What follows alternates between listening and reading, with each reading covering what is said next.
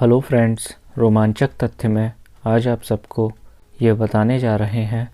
कि देश भर में टोल प्लाज़ा पर फास्टैग ख़त्म हो जाने के बाद टोल कैसे कटेगा। देश के राष्ट्रीय राजमार्गों पर यात्रा करने वाले वाहनों से फास्टैग के ज़रिए टोल टैक्स वसूलने की व्यवस्था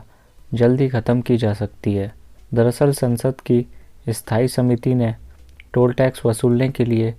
देश के लाखों वाहनों में लगाए गए फास्टैग को हटाने की सिफारिश करते हुए राजमार्गों पर टोल टैक्स वसूलने की प्रणाली को इस तरह से डिज़ाइन करने की सिफारिश की है ताकि जीपीएस के ज़रिए सीधे बैंक खातों से ही ये राशि ली जा सके। परिवहन, पर्यटन और संस्कृति संबंधी संसदीय स्थायी समिति का यह मानना है कि जीपीएस के ज़रिए सीधे बैंक खातों से टोल टैक्स वसूलने की इस व्यवस्था से उन लोगों को बहुत फ़ायदा होगा जो फास्टैग ऑनलाइन रिचार्ज कराने की तकनीक से अच्छी तरह वाकिफ़ नहीं हैं। समिति का ये भी मानना है कि इस सिस्टम को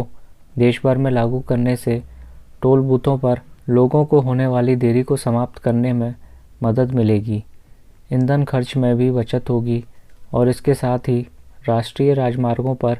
यात्रा में लगने वाले समय को भी कम किया जा सकेगा। राष्ट्र निर्माण में राजमार्गों की भूमिका पर संसद में रिपोर्ट पेश करते हुए देश में जीपीएस आधारित टोलिंग शुरू करने के संबंध में मंत्रालय द्वारा की जा रही पहल की सराहना करते हुए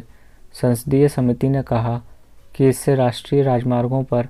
टोल प्लाज़ा बनाने के लिए बुनियादी ढांचा नहीं बनाना पड़ेगा। सरकार ने संसदीय समिति के सुझाव पर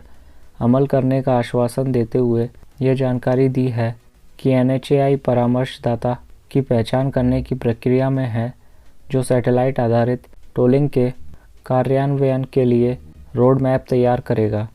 ताकि संसदीय समिति की सिफारिश के अनुसार राष्ट्रीय राजमार्गों का उपयोग करने वाले लोगों को लाभ पहुंचाया जा सके। दरअसल टोल प्लाज़ा पर गाड़ियों की लंबी कतार को कम करने के लिए फास्टैग व्यवस्था की शुरुआत की गई थी, जिससे गाड़ियों का टोल टैक्स फास्टैग के ज़रिए ही कट जाया करता है और गाड़ियों को टोल प्लाज़ा पर